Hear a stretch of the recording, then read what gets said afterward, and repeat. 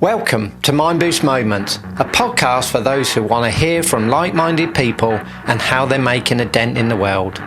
So join me on my continued journey of learning and discovery.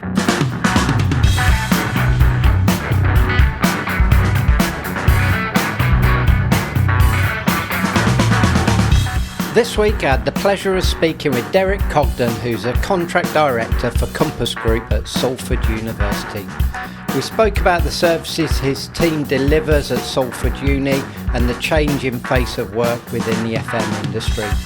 We also delved into his passion of creating a people-centred culture, what Derek does to support that and how it makes a real impact in his business for everyone to create great experience. This is Mindboost Moments.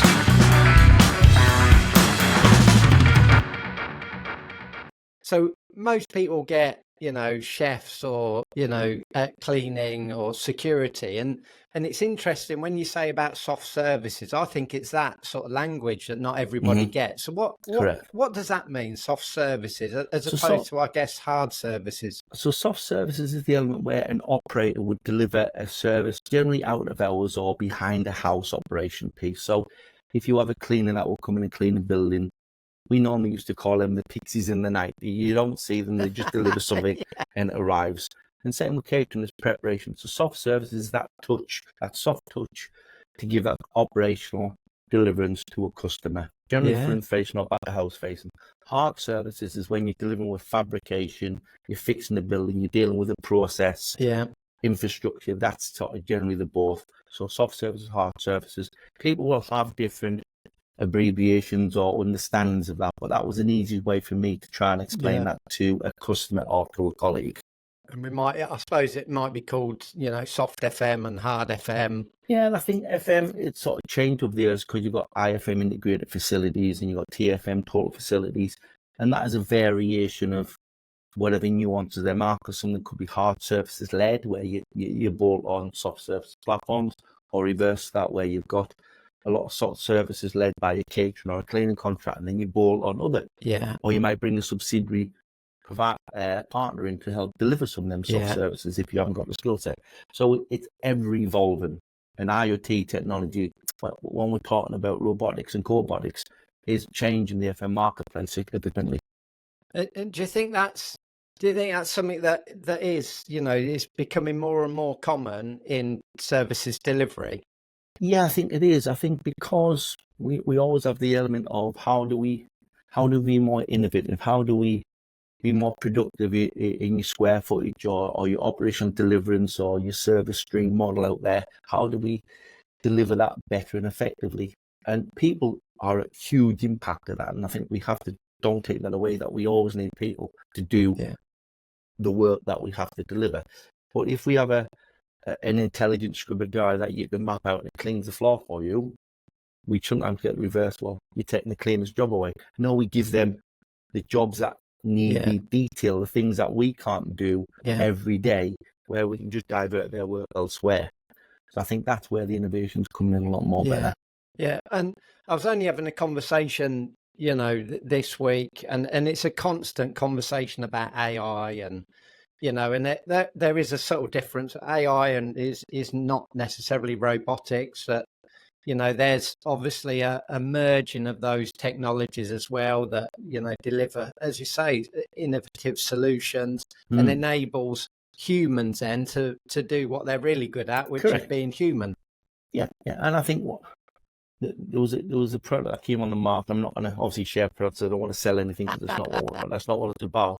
But there was a situation where we had a certain range of hand dryers in the marketplace that would you could map it. Every time you used it to jet your air and dry your hands, it would tell you how many customers there been. Yeah. So then you can navigate your staff to that area when it really needs it, rather than just by default checking it every hour. Yeah. So that intelligent stuff really benefits the marketplace. Yeah, I think that's the thing that people sort of miss, is that data analytics. They go, how do we make stuff more efficient? And then Because again, there's always the argument that says, "Oh, if you're replacing jobs with robotics, that's not a good thing." But actually, if you say yes, but we can get all this data to then impact not only the environment but the cost per person, Yeah. in essence, to say how do we make this more streamlined? Then people go, "Oh yeah, that sounds really good." So Mm.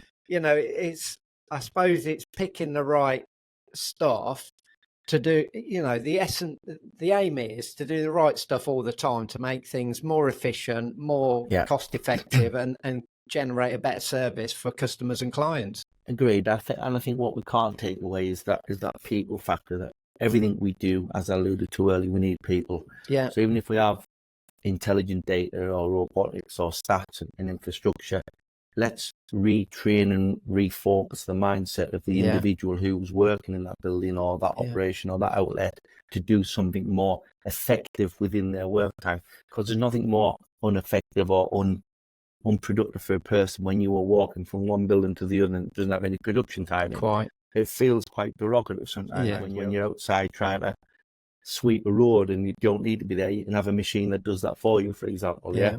So, and that person can do something else that benefits them and the operation. So it's not removing people, it's making that role better for that person. Yeah. And if people genuinely have people at the heart of their business and their thoughts, Absolutely. most people know that, and then they can naturally adapt to that. Because if you say, "Oh, actually, can you do this?" most people will go, "I love what I do. I love the environment I work in. Of course, I'll have a go at that." Yeah, and I think what we can't take away is that my industry, what I love daily, is a people culture. It's a people industry. I've been fortunate enough to manage over the years thousands and thousands of colleagues, not directly, but over the portfolios I've had. And without that, you cannot deliver an operation long term and short term. So I never want to take away from the fact that it is a people culture. Yeah. Without our frontline teams or management teams, we can never deliver the operation, regardless of how it evolves. We just got to do things better and effectively with our people who are there. And that's what everyone's after. So I asked you a question before we joined to say, what makes you fizz with energy each day? What was your thoughts? I think that there's actually three key things for me in everything I've done, and it was something that was brought into me when I was starting in the industry. It was always have a great service, deliver it with great people, and have a great cost point to that operation. Them three factors in everything I do all the time helps me, gives me that motivation to get there and make a better job every day. And if one of them three links are broken, I then think I need to do something different to get back to that model. So them three key factors have always been part of my everyday factor. It gives me the motivation to get into work, or even part of life, to embrace what I do, to see that out there, people give me a great service with a great product for the right price all the time. That excites me as well, that it's also been delivered elsewhere, for what you say. So that's a really big part of what I do, even in normal life and work life, if that makes sense. Yeah. I always think of that. So the trident, I think about those points on the triangle, and they sort of flex around. They do. It moves very much. The needs. And I mean, and again, I would always put, people at the top. I mean, they do flex, but people, and then the service, and then you sort of, you get the results after that, don't you? I think you're right, Pete. I think we've sort of spoke about how important people are in any industry, but certainly ours. And without the people, you can't deliver any of the other points. Yeah. But to get all them three right is a huge buzz, because people and end users will always generally moan about price and service. Yeah. And that generally comes from the people that are delivering that operation, which is the person. So to get all them three right and keep that happy customer and happy company, that's a buzz. That get up every day to get to work and deliver that. So what's the, because I spoke to you, a couple of weeks ago as well, to say I'd overlay purpose somewhere with that. But actually, I know from my hospitality experience that it is about experience for customers as well. So, how often does one of those things on the triangle sort of drop down below a standard that you're used to? if the other things overlay that, the overall experience is still a great one. So the example I use is, in a restaurant, for example, for whatever reason, you might deliver some substandard food, which isn't great. But if the overall experience is amazing and, the customer service is brilliant, it all makes up that It does. overall experience. Yeah. And people still go away happy to go, all right, we didn't have the greatest meal, but I still love the place and I want to go back there. And it's that sort of, that sometimes it's difficult to quantify. Well, what is that experience? But it's, it's a bit like culture in the business, isn't it, really? It's just something that something I really felt. Yeah, and I think you absolutely nailed it there. And I think it's a true point looking at that through the eyes of a person who's come from the industry and listening from another angle. But for me, every time I sort of work with my teams, whether it's in a catering environment or a clean or hard service environment, if you have that focus of your people delivering them key factors, you generally can't go wrong. And that's what gives me the buzz. So when you see it every day, when you get the feedback, if you get negative feedback and it's not emotionally based and it's factually based, you can deal with fact because fact is quite easy to resolve. But when you've got emotives and people perceive that they think that triangle's falling over, then you can go back and generally fix that perception by giving them a great service the next time. So for me, it's always about, and I'm not using a cliche of graphs and charts that I might have seen over the years. These are exactly what I got from me when I started in the industry at 16-year-old. How do you, so that buzz that you've got, how do you then get everyone else to feel that buzz as well? Because there's a real difference between saying, I want to deliver a great experience today and be in that mindset to do that. And the other mindset is, I'm just turning up to do a job and that's what I'm focused on.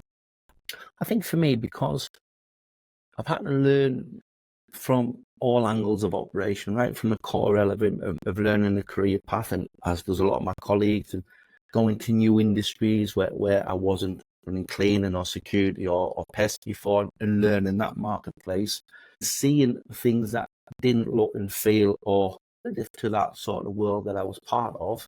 For me, it's giving them examples of what can go wrong and what generally doesn't look right by the examples of, if you do it right, this is how it benefits you. And by doing that quite early doors as part of a group momentum or a group forum or an individual training program, people don't have to do it the direct way because it's not always right. It's all about, look, these are the examples. If you want me to come and show you how to prepare and set up a counter, I'll do that for you. I've got the skill set. If you want to come and show me how to work scuba dries, I've got the skill set. If you want to come and show you how to manage a business in the areas I have, hopefully got the skill set. So I can use them nuances and knowledge factors to show them that as an example. Being a person who's been through that model to help them deliver that. Not everybody buys in. Absolutely get it, because you've got people who's done things for a million years, and that's absolutely acceptable. That's totally fine.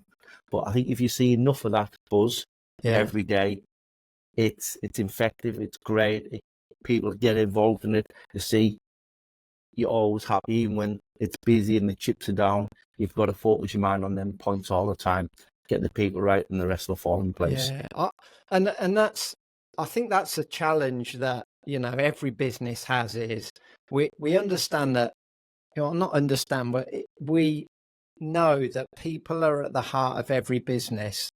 I think that there's some of the outdated thought processes that your commerciality is more important than the people. Businesses are realizing that is real short-term thinking. People are the lifeblood of businesses. 100%. And that's the longer-term thinking. So how do we make people's lives a whole lot better? How do we get people to turn up on a Monday morning that they're already excited to go, I can't wait to get there, rather than, oh God. And we're all challenging each other. But you're right, we're all people. And so we all have these emotional highs and lows. But I guess every business is going, how do we grab hold of those lows and turn them back into highs? How do we connect with people? Is there a magic bullet to do that? Or what's the magic ingredient? I think, again, through my learnings and some of the path I'll hopefully come to, is as we're moving on, it's just life skills, life lessons. And I think for me, it's quite difficult because as you're getting quite young, as I was young in the industry, and you're moving on and career progression comes, and sometimes you're much younger than the people around you who've got these years of experience. It's all about that element of showing the things I alluded to earlier about being gone in amongst the detail, showing the elements of expectation, standing back and allow them to shine in their way. But that reflective element of being brave enough to make that decision. You are the right person for that role. You can deliver this. This is how I'll help you do that. And as an organisation, we can support you through this route. But everybody's needs to that model are very different. So some people don't want to be vocal attributes. They might be silent people working in the background. So make their skill set acknowledge what they do better. Yeah. I think for me, that's how I've sort of worked amongst the workforce I've got. I think it's also interesting reflecting on my own experience and, just sort of vocalising that with you as well, is that when you're sort of younger, you focus on crafting your skills and, you want to do the best stuff that you can do. And then, you sort of gain all this experience, and then it feels like later in life, you then go, oh, actually, connecting with people is vitally important. And I just, again, I haven't got any answers, but the more we talk about this, the more it feels like we value craft skills over connection. And I'm not sure it doesn't feel quite right, in my opinion. Yeah, I think just a little sort of story when I was starting out, I was quite fortunate enough, being up in Peterlee College where I started out to be a chef, that myself and a couple of colleagues, had the opportunity to go on to Timepiece Television and do a competition called College Cuisine back in the early 90s, and we won it, believe it or not. Yeah. So it was all the colleges across the north of the UK that were portraying that. So that sort of alludes to your craft skill. It was me being, how do I become good at what I do, or the best at what I do around the world that I'm in, around that industry that I'm in? Yeah. And over the years, I was very fortunate to win a lot of them competitions and have a hopefully a successful time working through that industry. But then it changed, I think, as I then become more of an independent person, a chef, a person in that hotel, restaurant industry, and work for a large organisation. The mindset changed because I then had to do that skill knowledge, but manage people, manage a business expectation. Yeah. So for me, that adaptation really changed my focus about, yes, I can be a very good chef, but that's not going to make me a very good person all the time. I think there's such an important point there as well, because again, we've spoken about this before, that, how often do you see in an organisation that you're an outstanding, I'm going to use chef as an example, you're an outstanding chef, you're really good at your craft, but then you want to progress from that and you become, a chef de partie, because you've now got someone to look after, but nobody give you any skills in how to look after people. Correct. And then, of course, you become even more proficient at your craft and you become sous chef and head chef. But still nobody has said, well, what an outstanding leader you are. And you've got a real connection with people, but you are a bloody good chef. And, it's no different in, line management or leadership as well. How often do we promote people that are outstanding at their skill? We promote them to a level of incompetence and then wonder why people are not connecting with them. Yeah, and I think that was as part of the conversation we've had, the experiences and the learnings I had and the failures I had. But believe me, I fail a lot of the time, and failure hurts like hell. And it hurts when you've got people who rely on you and you've got customers who... And what I mean by failure is about not delivering a bad service all the time. It's about me not understanding that I can excel in what I do to make the people or the organisation around me better. And I had to learn that failure to be around the people, my peers, the colleagues, the industry, the organisation, and understand that better. So take my blinkered approach of being the chef, and how do I then manage a department or a business or a set of team? How do I manage numbers? Because I've got to get the right price point and the right price point in. That really changed the concept of how I now run my business. It's not about me being a decent chef. Yeah. Because I've got great teams around me every day. I've got to help them understand that for them to be a better chef or a better person, these nuances of food production and so on is very, very important. Yeah. And there's that, entrepreneurial mindset as well, is that you've got to, understand, most things, but really what's at the heart of it is how do you connect and get the best out of people to deliver a load of stuff for you. Agreed. Yeah, and I think that comes with time. It comes with patience. It comes with being a bit brave as well sometimes. And I think it also comes by having an organisation that's got a huge skill set of resources that you can tap into. That certainly has benefited me over the years. Yeah, and I've had conversations with other people as well to say they've worked in equally large organisations, but sometimes the best experience is also to step outside of that and start exploring other organisations, and whether they're, micro, startups or other large companies as well, to see what's going on around you. Yeah, agreed. I think I've been, like I say, fortunate enough to probably work for 8 or 10 of the biggest FM companies in the UK over the years. But that doesn't deter away from the fact that each one of them might have a subsector that they have that is quite new, that they may have acquired, for example, or a subsector of a business that they've trooped in and they've won operations for that is brand new. And that world and culture. So the smaller entities of an operation, depends on what you call small financially or foot flow or business model, absolutely is very important. But I think all I seem to have learned and adapted my skill set and knowledge is that what I've been able to give us from learnings, i.e. companies learned its failures and evolved. And if it's acquired or brought in or transferred to a new operation, then that's where I think the comfortable part of my world sits. And I'm able to deliver that to a smaller audience or a bigger audience, whatever that needs to be. Yeah. Well, so the other question I had for you was thinking about your superpower. There's a grin there. I knew this was coming. Well, now it took a bit of thought on this one, because everybody likes to think they've got great superpowers. Everybody likes to think the superheroes of fictional TV programs. But a bit of a corny cliche. Being a parent is the biggest superhero for me, and I'll give you a reason for that. And I don't just want to categorize as being a male or a female or a carer or guardian, whatever that looks like. At a young age, I lost my father at a really young age, at 17. It was a way where he wasn't well. He departed from us in a way that wasn't relevant at the time.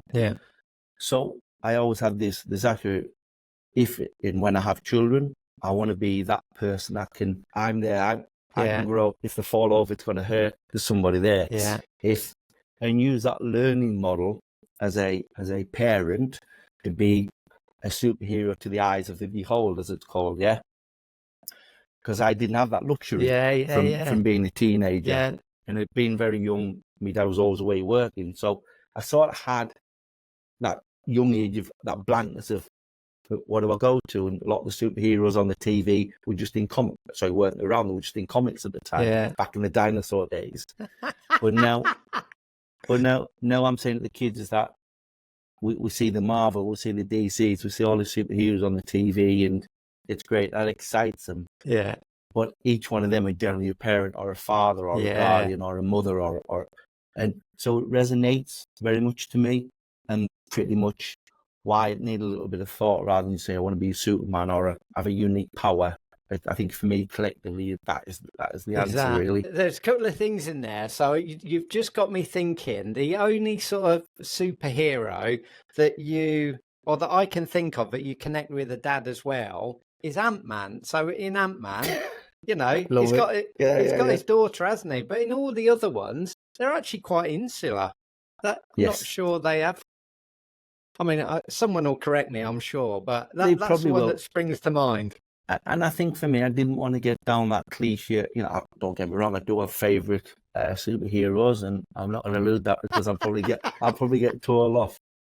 But for me, it's always been that way since sort of the age of 17 onwards, where you just start in your journey of life in some respect, and you've left school, and you think, where do I go? What do I do? Who do I Yeah. speak to? There's nothing around you, that sort of element.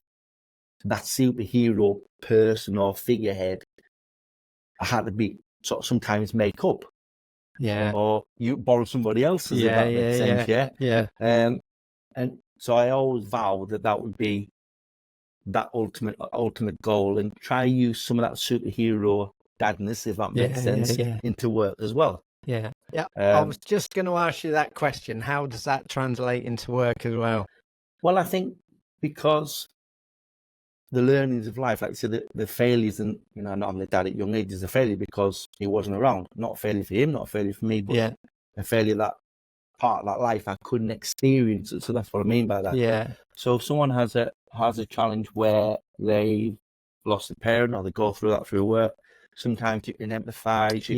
You can understand that. Excuse me.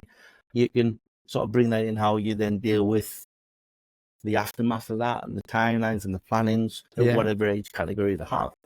So I think it has an element of relevance, but it also has an element of still having that dad head on. That is the need to want to have a sensible conversation. And I want to go and see Derek. He's not the boss today. He's just Derek. I know. I get some sense from Derek. Yeah, exactly. Sometimes you go, I mean, I can empathise with some of that as well, because I mean, as a child, I was just, I would probably say I was a naughty kid. I just wanted to explore everything. And I think what I find now is where people go, oh, they're a pain in the ass, or they're the naughty one. I actually find it easy to make a connection with those type of people, because I can empathise completely with it. Well, it's absolutely very, very true. Now, I was one of 6 and come up from I'm going to give the old cliche, get the sympathy vote story out. We were born in a mining village, literally had no money. We used to pick coal off the beach. That's the lifestyle you were in. So it was damn hard. And it still is damn hard now, because cost of living's different. So you can allude to that. But we're a different generation. I fully appreciate that. And I don't want people to think it's just about dads. It's not. Mums are such a powerful carers, part of your life as well, and carers and people of that sort of nuance. So for me, it's about really important that you can. I had the disruptive childhood. You had my siblings that were always in a situation that were younger and much older, much younger than me, that were always having to deal and adapt sometimes. To me, as being that figurehead, because my older siblings were away and I was the figurehead of the family then, and it was difficult. Yeah. So you're right. I think we can all be a little bit challenging, physically and non-physically. I used to always fight with my siblings all the time, fisticuffs, but that's just part of growing up sometimes, isn't it? I think so, yeah. And I think that's part of everyone's lived experience. So there's no right or wrong. It's just experience, isn't it? It's what you take from that. I mean, and you then make a decision. So I just want to carry on doing the same cycle as previous generations, or I want to break that cycle and do something slightly differently. But this is what makes me me. And I think the place where I came from, it's obviously different. I don't live there anymore. I've been there for over 20 odd years. The people in the family up there are still as great as ever, and still as I remember all of them, and probably the place has changed significantly. But it doesn't take me away from the world that I'm in. There's no beaches, no coast. I'm fortunately in the countryside now. And so it really does change that mindset sometimes of how you adapt to the surroundings you're in and the people you're with. So I think for me, that's bringing that piece from that adaptation, from the lessons I've had to learn and the failures I've had in personal life, into work, and into getting social as well. Thank you so much. I'm sure we could Absolute talk pleasure. all day, but I thoroughly enjoyed our chat. This has been Mindboost Moments. If you enjoyed this conversation and want to hear more, subscribe wherever you get your podcast from. And if you want to learn how Mindboost can really add feeling and emotion to learning experiences within your business, check out our website at mindboostlearning.com.